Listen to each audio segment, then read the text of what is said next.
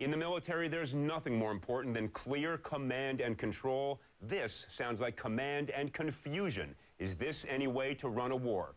General Wesley Clark served as Supreme Allied Commander of the successful NATO intervention in Kosovo and has an insider's perspective on why an international intervention of this type can be such a complicated diplomatic dance. General Clark, welcome and thank you for joining us. Thanks, Elliot. Well, it is confusing, and especially when you hear it like this, it's probably less confusing for the pilots because basically they're going to be given a mission order. They're going to be given the intelligence. They're going to be told to go out and do something. They'll be given a frequency. There'll be a controller who tells them what to do, and they'll be deconflicted from other aircraft. But yes, it does sound confusing, and I think it's temporary because I think within 3 or 4 days, NATO will decide to take the whole thing. Well, it seems to me, General, and I may be wrong about this, but it seems to me that the reason for this delay is that there is uncertainty about what the scope of that UN authorization really is. What does the UN mandate mean when it says protect, use any and all measures necessary to protect civilians? And so let me frame it for you this way. If you were now the Supreme Allied Commander, as you were for many years, and you looked at that UN resolution and the opposition forces were beginning to go on the offense, they were beginning to march from Benghazi towards Tripoli, would we be able to provide air cover for them in that offensive operation? Well, you might not exactly provide air cover for them, but if the Libyan tanks were around the cities and still shelling and so forth, you would be probably able to take out the tanks.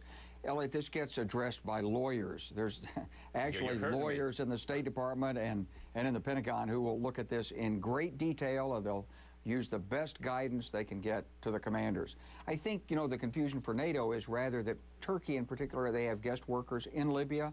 They're very sensitive in terms of their regional role there as a Muslim member of NATO, and they want to see how the operation unfolds. It'll take them a few days to get accustomed to it, and once it's clear that it's not using excessive force and not killing civilians, I think Turkey will sign on. Well, where we seem to be right now, and obviously we watch and talk to folks over in Libya all day long, it seems that the massive bombing, clearly the no-fly zone was established. The massive bombing has created some element of momentum for the opposition forces. But the question is, will this be sufficient to actually turn the tide so they can march forward to Tripoli and actually unseat Muammar Gaddafi? What is your take on the military balance of power right now?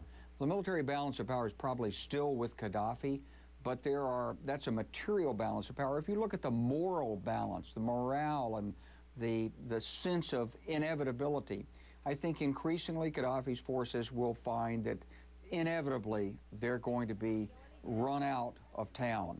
There are other non-military factors at work here. The International Criminal Court is considering Gaddafi, considering charging him. Once he becomes a war criminal, that further diminishes things. A diplomatic effort to encircle and isolate Gaddafi is gaining momentum. The training of the Libyan opposition forces, their familiarity with the weapons and so forth, that they're doing themselves is gaining. And inevitably, they will become more adept at sharing information with NATO.